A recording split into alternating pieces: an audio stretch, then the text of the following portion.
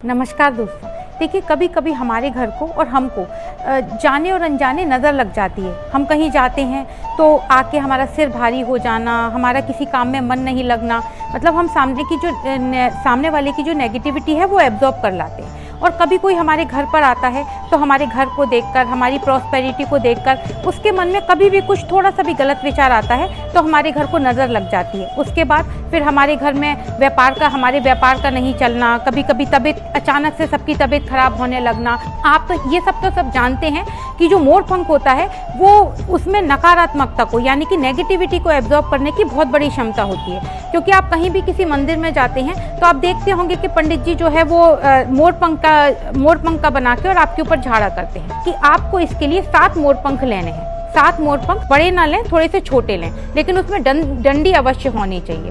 उसके बाद आपको करना ये सैटरडे वाले दिन है।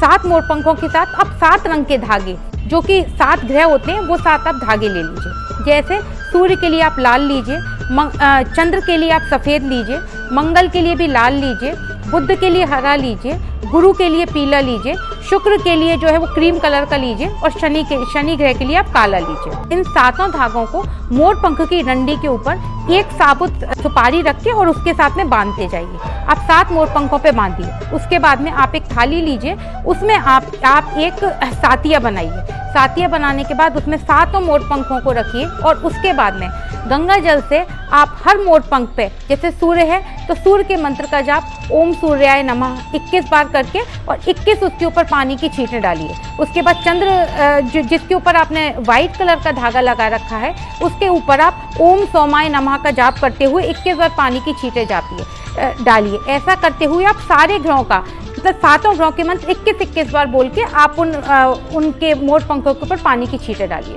उसके बाद में आप इन मोर पंखों को जहां आप रखना चाहें, जैसे बुध जो है वो बच्चों की पढ़ाई लिखाई के लिए, अगर आपके बच्चे का पढ़ाई लिखाई में मन नहीं लगता है तो वो उसके पास रखिए। गुरु ग्रह जो कि प्रॉस्पेरिटी का कारक है, गुरु ग्रह का जो मोर पंख है उसको आप अपने मुख्य द्वार पर लगाइए।